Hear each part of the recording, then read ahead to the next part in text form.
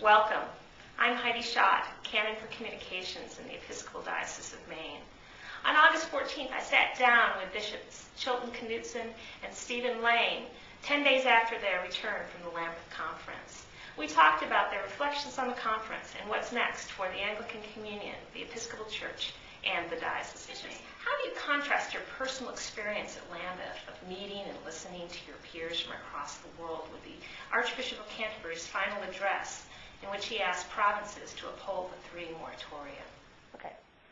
There was a real incongruity for me, a real disconnect between the quality of interaction with the other bishops at Lambeth in terms of collegiality and mutual understanding, willingness to understand one another's context and the particular pressures that those contexts bring, a kind of mutuality, a sort of horizontal connection.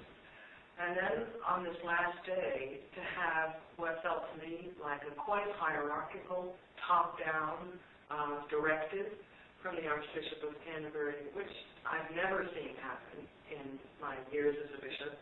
And I also have a sense is not really consistent with the first among equals, primus inter pares, to use the Latin that we have in the Anglican Communion.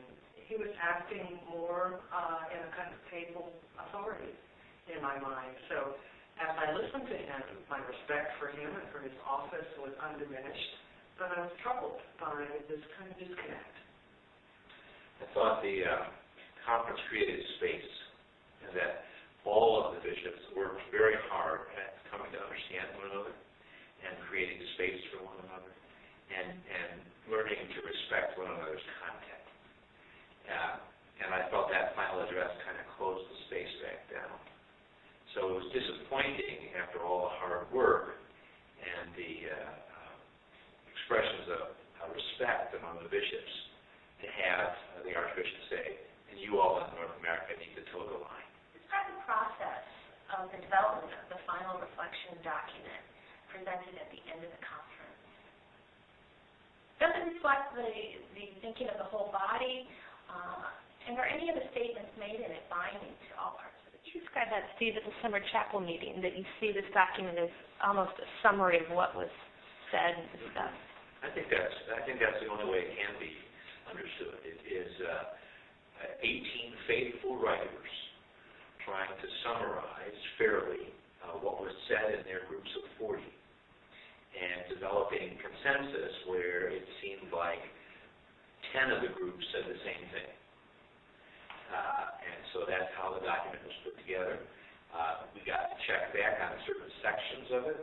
We had some feedback on the environmental section, some feedback on the section on biblical authority, but most of it, there was no back and forth check-in process. It was done, as Chilton said, late at night by some really tired people. I'm impressed that the writing is as good as it is. Given the way, but it really is only a summary of the conversation. In the wake of the Lambeth Conference, will there be any changes in the way the Diocese of Maine welcomes and includes all people in our life together? I think in Maine we've worked very hard to make sure that there's room at the table for everyone. That has not changed. That will continue to be our perspective on these matters, that everyone is welcome, everyone has a place at the table. We will continue to honor and support the ministries of gay and lesbian people. We will continue to support the participation of gay and lesbian people in the life of all our congregations. And nothing has changed in Maine or in the Episcopal Church. We've had this conference. It's been important in terms of new relationships. There is any changes or adjustments or innovations or anything like that are years away and will require the action of General Convention. So I want to be clear that in Maine, we will continue as we have and will continue to invite everyone to be at the table. It's also important to say that those whose perspective on these matters might be described as traditional or conservative in some ways understand that their participation in our life is wanted and needed, and that they also have a place at the table.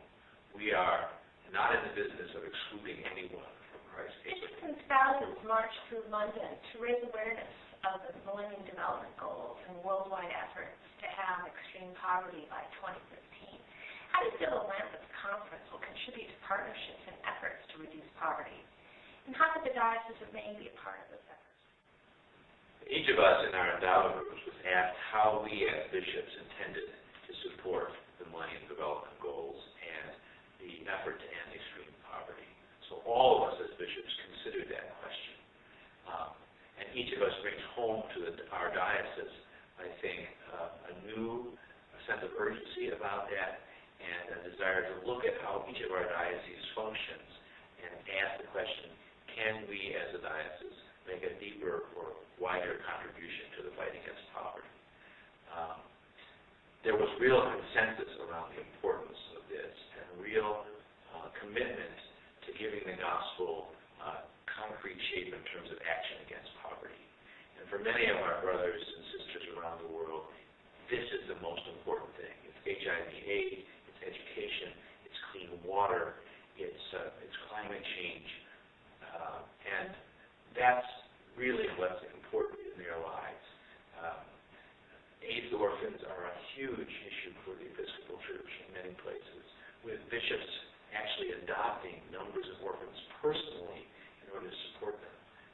One bishop's spouse in my wife's endowment group or conversation group has already adopted 9 AIDS orphans in her community. So I think we came away with a sense of real solidarity around these issues and a real commitment to go back home and talk about the ways we can cooperate to make a difference.